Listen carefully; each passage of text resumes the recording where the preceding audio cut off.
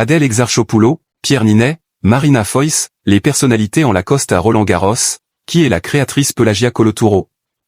Quand les tribunes de la terre battue parisienne se transforment en un véritable défilé de mode. Pour l'édition 2026 de Roland-Garros, les plus grandes stars de l'Hexagone ont fait sensation dès leur arrivée en arborant fièrement des tenues de la marque Lacoste. Zoom sur la créatrice de génie qui réinvente le vestiaire de cette marque, tout particulièrement attachée au tennis.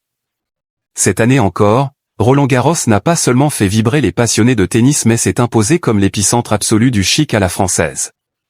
Jusqu'à la tant attendue finale de ce dimanche 7 juin 2026, les gradins du tournoi ont accueilli de nombreuses personnalités venues admirer le spectacle. On a notamment pu apercevoir l'acteur Pierre Ninet, accompagné de sa compagne, mais également Adèle Exarchopoulos, Stromae, Camille Raza, Léna Situation, Camille Lelouch ou encore la jeune chanteuse Elena qui a attiré tous les regards. Et toutes ces stars avaient un point commun. Elles étaient habillées de la tête aux pieds, ou presque, en Lacoste. Comme à son habitude, le célèbre crocodile s'est fait remarquer partout à Roland-Garros, des gradins aux photocalls. Parmi les pièces que vous n'avez pas pu louper, le nouveau sac emblématique de la marque, le Langlan, qui reprend avec classe la forme plissée d'une jupe de tennis, ou encore un autre accessoire, très tendance cette saison, le foulard. De la couleur de la terre battue du tournoi, l'accessoire est imprimé de petites raquettes pour représenter fièrement l'attachement de la marque au tennis et plus particulièrement au tournoi français. Mais d'où vient cette histoire commune et comment perdure-t-elle? Pelagia Colotouro fait perdurer le lien entre la mode signée Lacoste et le tennis. Pour recontextualiser ce phénomène de mode, il est essentiel de rappeler pourquoi Lacoste est historiquement associé à l'univers du tennis. Le créateur de la marque n'est autre que le légendaire français René Lacoste, l'un des meilleurs joueurs de tennis mondiaux de son temps.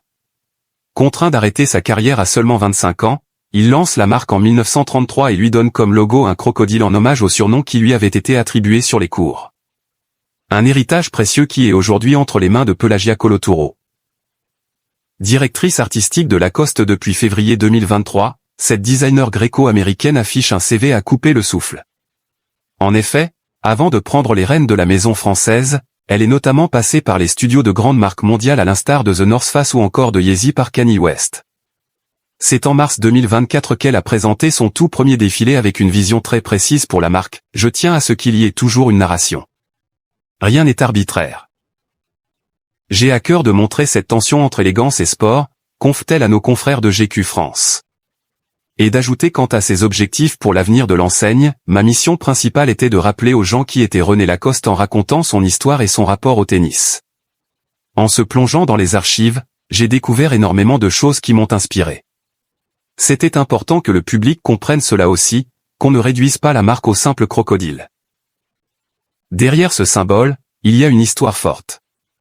Une mission visiblement réussie.